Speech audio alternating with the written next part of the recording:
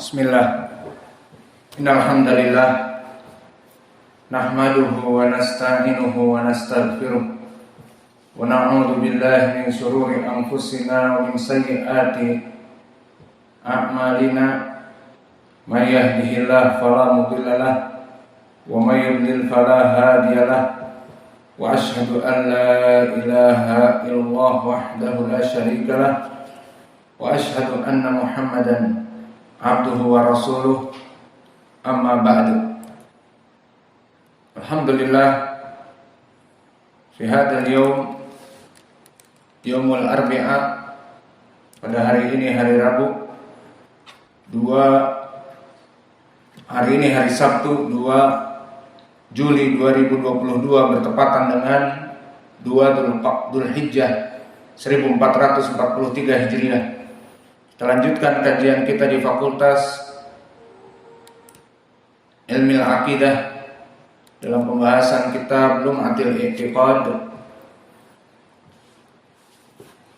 Maka disebutkan oleh Al-Maqdisi rahimahullah, wa rawa Abdullah bin Unais ani Nabi sallallahu alaihi wa ala alihi wasallam annahu qala yahsyurullahu al-khalaiqa yaumal qiyamah qurratan hufatan ghurla buhman yunadihim bisautin yasma'uhu min bu'din kama yasma'uhu min qurbin anal malik ana dayyan. Maka asar ini barakallahu fikum bahwa Allah subhanahu wa ta'ala di padang mahsyar mengumpulkan seluruh manusia, dan Allah mengumpulkan dalam keadaan telanjang, tidak beralas kaki, dan Allah menyeru mereka dengan suara yang didengar dari jauh seperti didengar dari dekat. Kemudian dikatakan anal maliku ana dayyan, yang menjadi poin pendalilan di sini adalah sifat al-kalam untuk Allah Jalla wa Ala. Adapun asar ini dikeluarkan oleh Imam Ahmad dari riwayat Yazid bin Harun akhbarana Hammam bin Yahya anil Qasim bin Abdul Wahid al-Makki dari Abdullah bin Muhammad bin Uqail dari Jabir bin Abdullah. Maka sahabi ini dari Jabir kemudian meriwayatkan dari Abdullah bin Unais. Maka semua rijalnya thiqat kecuali Al-Qasim bin Abdul Wahid. Telah ditanya Imam Abu Hatim tentang dia, yuktabu hadithuhu,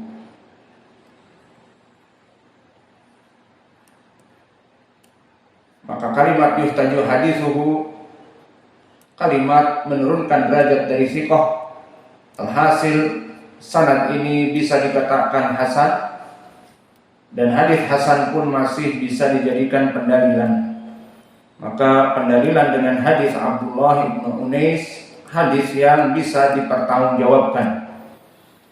Kemudian berkata Al-Maqdisi wa fi ba'dil athar, menceritakan tentang athar bahwa Musa alaihi salam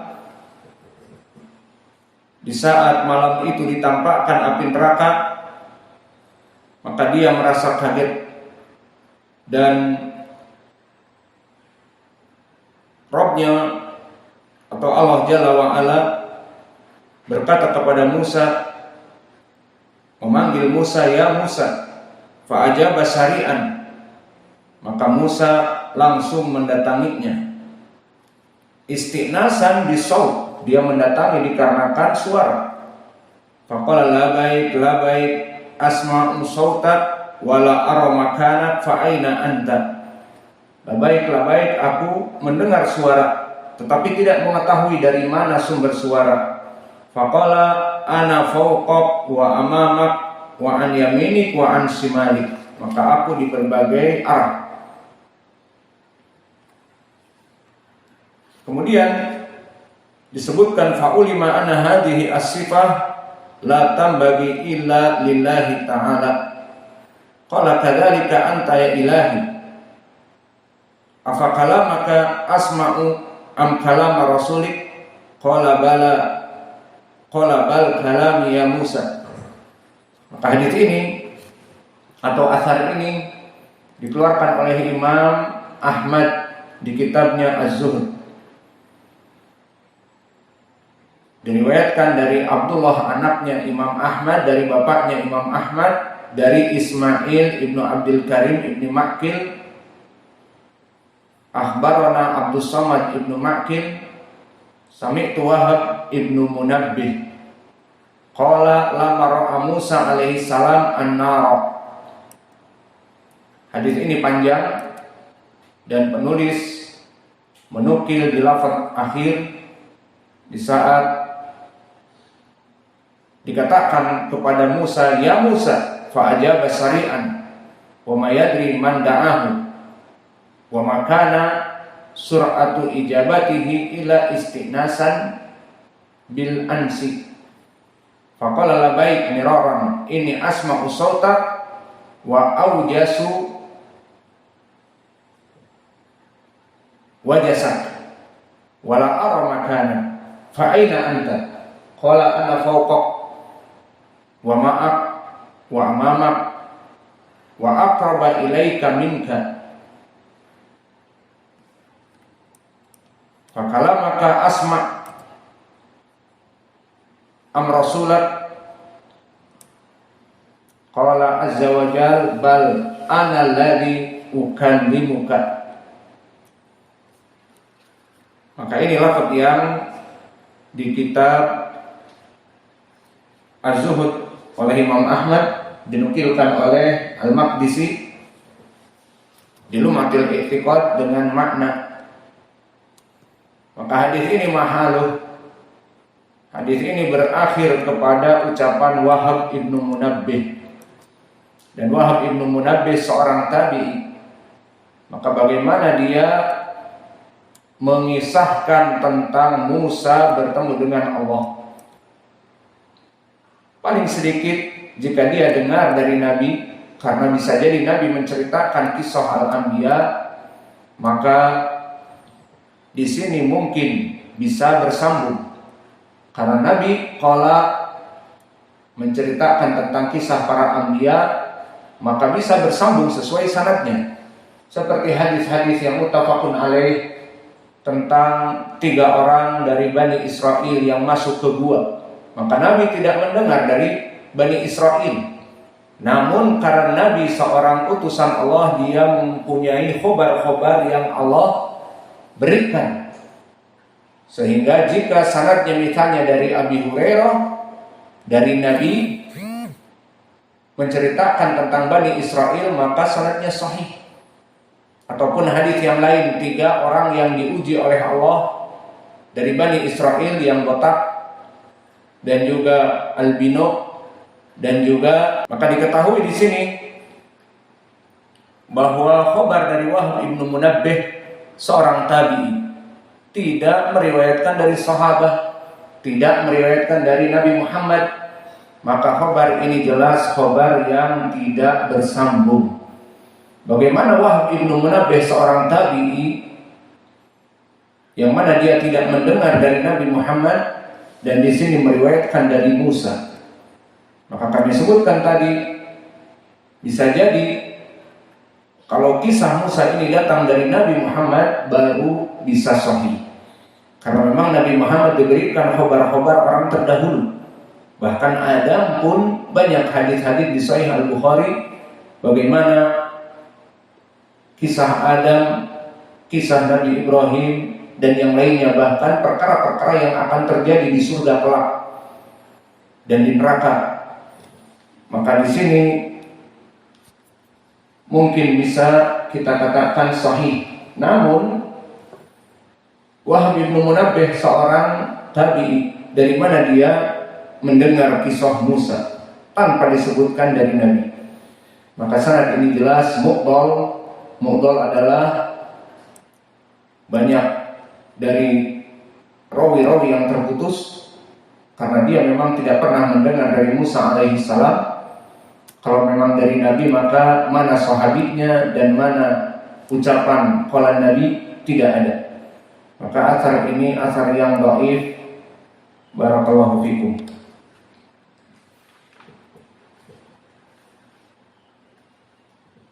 Kemudian kita masuk kepada bab yang selanjutnya.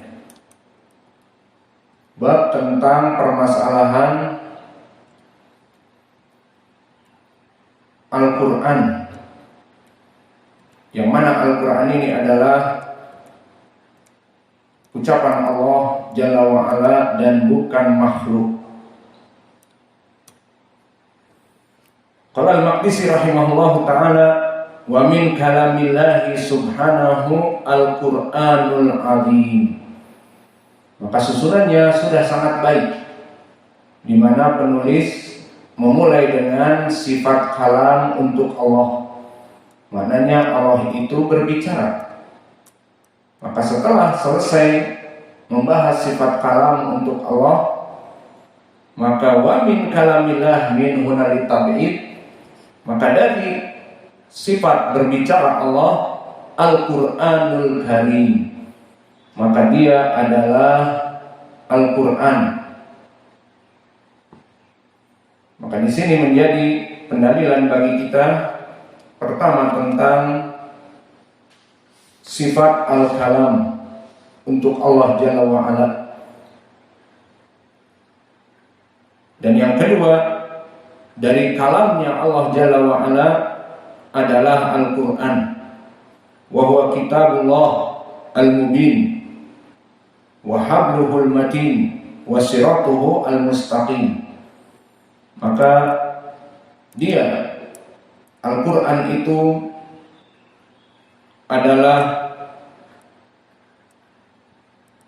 kitabullah. Kitab diidhofahkan kepada Allah Jalla wa'ala. Maka di sini adalah kitab dari Rabbina Jalla wa'ala sebagai tasrif, sebagai kemuliaan,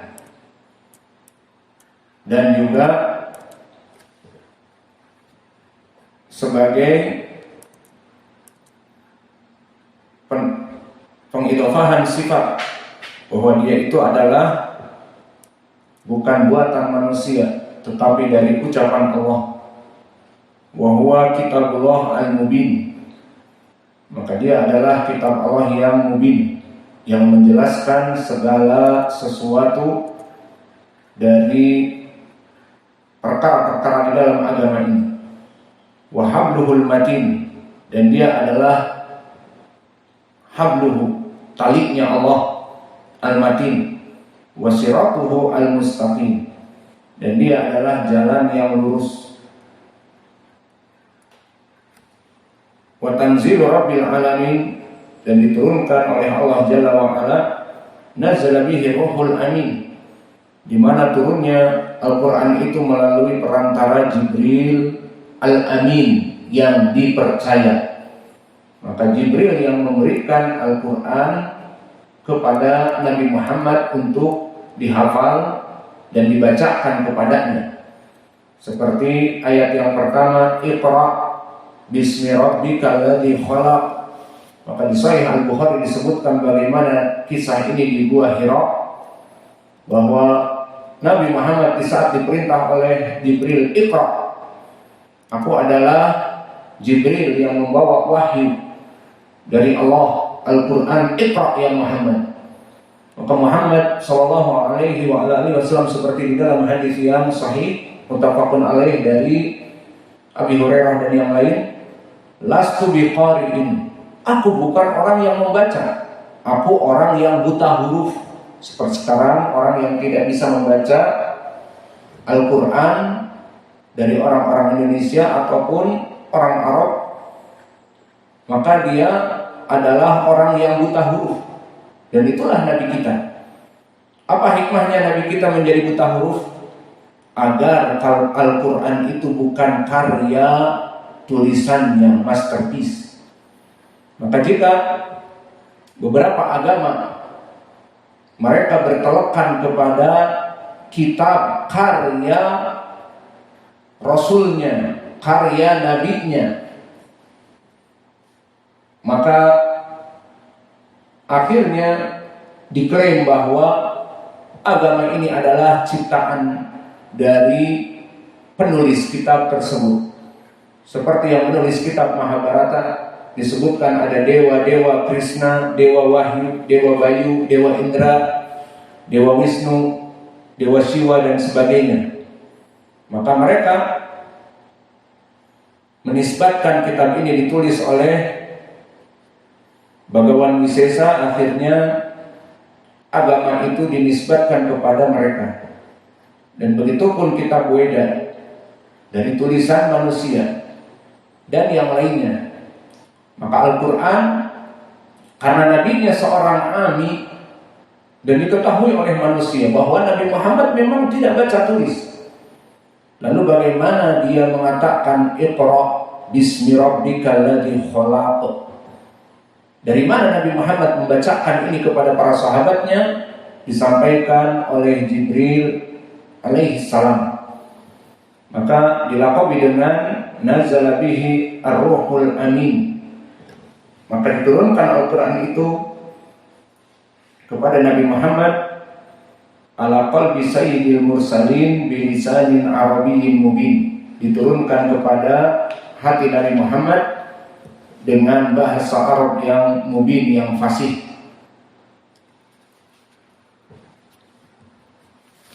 Maka mungkin ini yang bisa kita berikan. Naktafi ila huna wa jazakumullahu khairan wa barakallahu fi ilmikum.